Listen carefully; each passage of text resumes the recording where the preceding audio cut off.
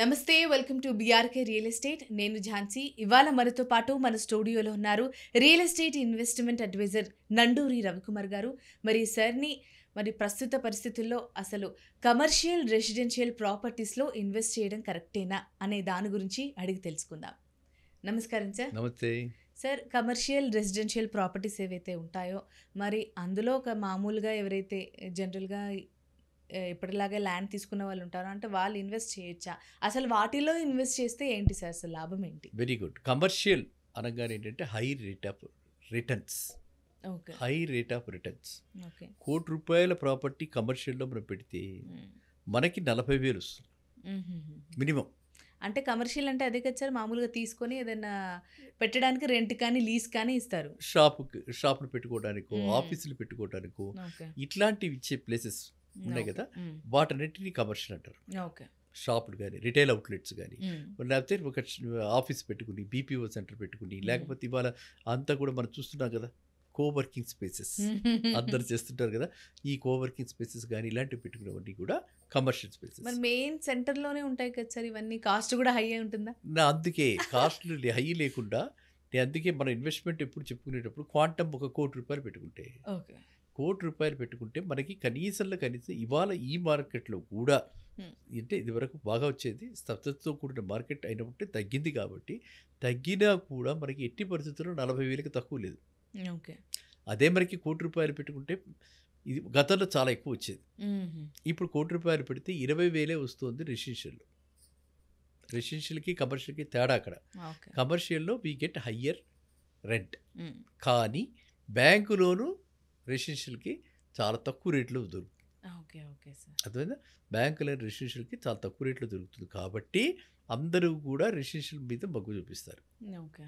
And ఇప్పుడు bank loan 30 ఏళ్ళకి ఇస్తారు రెసిడెన్షియల్ అయితే, కమర్షియల్ అయితే షార్ట్ టర్మే ఇస్తారు. అంటే 7 to 10 years, మ్యాక్సిమం 10 years మించి ఎవరు ఇవ్వరు. Okay sir. అంటే higher rate of interest and quicker shorter period. Okay. 10 ఏళ్లలో కట్టేయాలి, ఇది 30 ఏళ్ళ దాకా కట్టచ్చు. ఓకే. రేట్ ఆఫ్ ఇంట్రెస్ట్ కూడా తక్కువ. కాబట్టి కమర్షియల్కి ఎప్పుడైనా సరే ఇవాళ డిమాండ్ ఏరియా స్పెసిఫిక్గా ఉంది. అన్ని చోట్ల ఒకేలా లేదు, కొన్ని చోట్ల చాలా తక్కువగా డిమాండ్ ఉంది. సాచురేషన్ వచ్చేసింది మార్కెట్ కొన్ని చోట్ల. అక్కడ ఇప్పుడు మనకు కొనుక్కుని కూడా రెంటలకు ఎవరు రావట్ల. ఎన్నో ప్లేసెస్ మనం చూస్తున్నాం. Even places like Jubilee hills, okay, Banjara hills, వీటి దగ్గర కూడా బయట బోర్డు ఉంటాయి, మీరు చూసారు కదా, 5,000 SFT available, 6,000 SFT, plug and play, ఇలా రకరకాల బోర్డులు ఉంటున్నాయి. ఇవన్నీ కూడా ఎప్పుడూ పాతకాలంలో అవన్నీ కమర్షియల్గా వాళ్ళల్లో అక్కడ ఎస్టాబ్లిష్మెంట్స్ పెట్టారు, కానీ ఇప్పుడు ఎవరు వాటి వైపు మొగ్గు చూపించట్లా. ఎందుకు మొగ్గు చూపించట్లేదు అంటే అన్ని వసతులు అంటే పార్కింగ్ కావాలి. ఇవాళ పార్కింగ్ ఇంపార్టెంట్ అయిపోయింది. ఎక్కడికి వెళ్ళినా పార్కింగ్ ఉందా లేదా, వ్యాలే పార్కింగ్ చాలా ఇంపార్టెంట్. సో పార్కింగ్ ఉండి అండ్ చుట్టుపక్కల కూడా ఎంప్లాయీస్కి వాళ్ళకి ఎలా ఉందంటే అందరూ కలిసి వెళ్ళేలాగా గచ్చిబౌలినే వెళ్ళారనుకోండి, మన వాళ్ళంతా అక్కడే ఉన్న చుట్టుపక్కల వీళ్ళంతా కలిసి మళ్ళీ వెనక్కి రావటం, పికప్ వ్యాన్స్ వెళ్ళటం సిటీ నుంచి, ఇట్లాగా వీళ్ళు అలాంటి ఐటీ టవర్స్ని ప్రిఫర్ చేస్తున్నారు. Okay sir. అండ్ సార్, ఈ మధ్యకాలంలో మామూలుగా అయినా సరే పర్టికులర్ ప్లేస్ కాకపోయినా ఈ వాలెట్ పార్కింగ్ ఉన్నా లేకపోయినా అసలు ఎక్కువ రోజు ఉండట్లేదు సార్. అసలు ఆ బిజినెస్ కానీ ఆ షాప్స్ కానీ, ఇప్పుడు ఒక షాప్ కనబడతారు, మార్నింగ్ ఒక షూ షాప్ ఉంటే పొద్దున ఒక 6 నెలలకి అది తీసేసి మళ్ళీ ఏదో జ్యూస్ బండి అలా ఉంటుంది. అది అసలు ఎందుకు సార్ అట్లా? ఎందుకనంటే ఇప్పుడు బిజినెస్లో ఏమైపోతున్నాయంటే వీడి హై రెంట్ పెట్టి ఒక్కసారిగా హై రెంట్ పెట్టి వీళ్ళకి స్టేయింగ్ పవర్ తక్కువగా ఉంటుంది.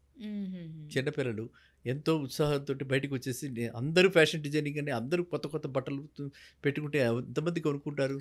కొనుక్కునే వాళ్ళు అదే లిమిటెడ్ నెంబరు. ప్లస్ వీళ్ళు ఏం చేయాల్సి వస్తుంది, రెంట్ హై అయ్యేటప్పటికి కాస్ట్ హైగా పెట్టాల్సి వస్తుంది. అదే డ్రెస్కి ఆ 4,000 పెట్టాలి, ఇక్కడ 2,000కే దొరుకుతుంటే ఎందుకు కొనుక్కుంటారు? ఈ విధంగా అవ్వబట్టి మనకు వైబిలిటీ రావట్లే. వైబిలిటీ రాక పర్టికులర్గా మనం చూస్తూ ఉంటాం, ఈ జిఎంఆర్ ఎదుర్కొంటా, జీవీకి ఎదుర్కొంటా రోడ్డు ఉంది కదా బంజారా హిల్స్లో, అన్ని ఫ్యాషన్ వే ఉంటాయి, అన్ని మారిపోతుంటాయి 6 నెలలకు ఒకసారి. నేను అది సరదాగా పన్నీగా చూస్తూ ఉంటాను. అందువల్ల అసలు 6 నెలల క్రితం ఉండే అప్పుడే మార్చేసారంట. ఆ విధంగా తయారైపోయింది. అండ్ కమర్షియల్ రెంట్ ఇప్పుడు మనం ఏదైతే అనుకుంటున్నామో అందువల్ల ప్లేసెస్లో కమర్షియల్ ప్లేసెస్ మనం చాలా జాగ్రత్తగా చూసుకుని లాంగ్ టర్మ్ లీజుకి వెళ్ళాలి. బైండింగ్ ఎక్కువ పెట్టుకుని 1 year అడ్వాన్స్ తీసుకుని లాంగ్ టర్మ్ లీజ్ అంటే 10 ఏళ్ళు ఉండేలాంటి కస్టమర్ని పెట్టుకోవాలి. ఒక బ్యాంక్ ఇచ్చామనుకో 10 ఏళ్ళు మినిమం, బ్యాంక్ ఎక్కడికి మార్చరు. 10 ఏళ్ల దాకా అయితే హ్యాపీగా రెంటల్ వస్తుంది. ఈ 10 ఏళ్లలో మన లోన్ క్లోజ్ అవుతుంది. అట్లీస్ట్ ఆ బర్డెన్ ఉండదు. అందువల్ల కమర్షియల్‌లో వెళ్తున్నప్పుడు ఎప్పుడు కూడా మనం లాంగ్ టర్మ్ లీజ్‌కి వెళ్ళేది ఉండాలి. ప్రీ లీజ్ ప్రాపర్టీస్‌కి వెళ్ళేది ఉండాలి. అలాంటి డిమాండ్ ఉన్న ప్లేసెస్ ఇవాళ వెస్ట్ సైడ్ చాలా ఉన్నాయి. Okay sir. మనకి ఇప్పుడు కొత్తగా డెవలప్ అవుతున్న కోకాపేట, నార్సింగి ఇలాంటివన్నీ ఆ విధంగా డెవలప్ అవుతున్నాయి. ఇంక ఇటు సైడ్ ఈస్ట్ సైడ్ కూడా ఇప్పుడు మంచి డిమాండ్ వచ్చింది. మనం ఉప్పల్లో బ్రహ్మాండంగా ఉంది. నాగోలు పెరుగుతా ఉన్నాయి సార్ అసలు. ఎల్బీ నగర్ అవునా? ఇంకొన్ని 2-3 ఇయర్స్‌లో మెట్రో వచ్చేస్తే అసలు ఇంకా ఇంకా హైప్ అవుతుంది. మెట్రో ఫేజ్ 2 వచ్చి ఇంకా పెరిగిపోతుంది. అండ్ ఈ కొత్త ఏరియాస్ అన్నీ ఏవైతే మనం మెట్రో ఫేజ్ 2లో కనెక్ట్ అవ్వబోతున్నాయో ఆ ఏరియాస్లో కూడా ఇప్పుడు పెట్టేసుకుంటే, అంటే ఇప్పుడు పెట్టుబడి పెట్టుకుంటే 3 ఏళ్లలో బిల్డింగ్ కంప్లీట్ అయిపోతుంది. రెంటల్ వాల్యూ బ్రహ్మాండంగా ఉంటుంది. రిటర్న్స్ బాగా వచ్చే ఉంటుంది. అదే సాచురేటెడ్ మార్కెట్లో కమర్షియల్ ప్లేసెస్ పెట్టుకుంటే రెంటర్కి టెనెంట్ దొరకడమే కష్టం. మనకి ఇప్పుడు జూబ్లీ హిల్స్, బంజారా హిల్స్లో కమర్షియల్ ప్రాపర్టీస్లో పెట్టకూడదు. Okay sir. ఎందుకంటే మార్కెట్ ఇప్పుడు ట్రెండ్ మారిపోయింది. అందరూ కాంపిటీటర్స్ ఒకే దగ్గర, అక్కడ పక్క ఆన్లైన్ ఎక్కువ పెరిగిపోయింది సార్. ఆన్లైన్ ఎక్కువ పెరిగిపోయింది. ఇదొక థ్రెట్. ఇది థ్రెట్. మీ టేస్ట్ కూడా మారిపోయింది. ఒకే ఫ్లోర్లో ఒక మాల్కి వెళితే అన్ని బ్రాండ్స్ ఒకే దగ్గర కనిపిస్తున్నాయి, ఒకే దగ్గర వెళ్తున్నాయి. ఆ రోజంతా 4 గంటలు తిరిగి మొత్తం అన్నీ తిరిగి ఎక్కడ బాగుందో అని చెప్పి అక్కడే మీరు పిక్ చేసి తీసుకుంటున్నారు. పిక్ తీసుకుంటాం, ఈ షాప్లో ఇది పిక్ అని 4 చూసి తర్వాత తీసుకుంటున్నారు. సో ఈ ట్రెండ్ మారిపోయింది. ఇదివరకు ఏంటంటే పక్కనే ఉంటే కాంపిటీషన్ ఉంటుంది, అమ్ముడు పోవు అని భయం ఉండేది. ఇప్పుడు పక్కన ఉండడం వల్లే కంపేర్ చేసుకుని వాళ్ళకి కావాల్సింది వాళ్ళు కొనుక్కుంటున్నారు. అందువల్ల మన షాపర్స్ ట్రెండ్ అంటే కొనుగోలుదారు ట్రెండ్ మారింది. కాబట్టి కమర్షియల్ స్పేసెస్ కూడా డిమాండ్ డిఫరెంట్ ప్లేసెస్లో డిఫరెంట్ లెవెల్స్లో ఉంటున్నాయి.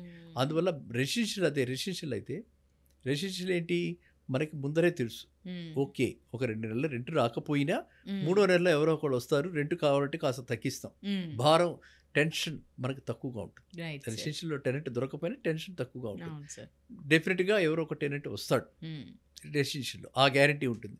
కమర్షియల్లో ఏంటి, టెనెంట్ విల్ డిక్టేట్ టర్మ్స్. నాకు ఇలా కావాలి, అలా కావాలి, అలా కావాలి, ఇంటీరియర్స్ ఎలా ఉండాలి, మళ్ళీ అడిషనల్గా పెట్టుబడి పెట్టాలి. అవును సార్. కమర్షియల్లో మార్చేసుకుంటారు. మామూలుగా ఇచ్చిన దానికి మొత్తం డిజైనర్ స్టూడియో లాగా చేసుకుంటారు.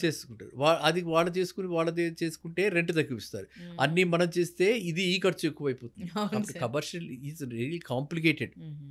ఇన్ని డైమెన్షన్స్ ఆలోచించాలి, ఇంత జాగ్రత్తగా ఉండాలి. ఏదో బాగా డబ్బున్నోళ్ళు అది ఒకటి ఉంటే ఏమవుతుందని తీసుకోవడం తప్పించి ఫ్యాన్సీగా తీసుకోవడం తప్పించి మనము దాని మీద ఏదో సంపాదించేస్తామన్న ఆశతోటి మనం కమర్షియల్లో పెట్టకూడదు.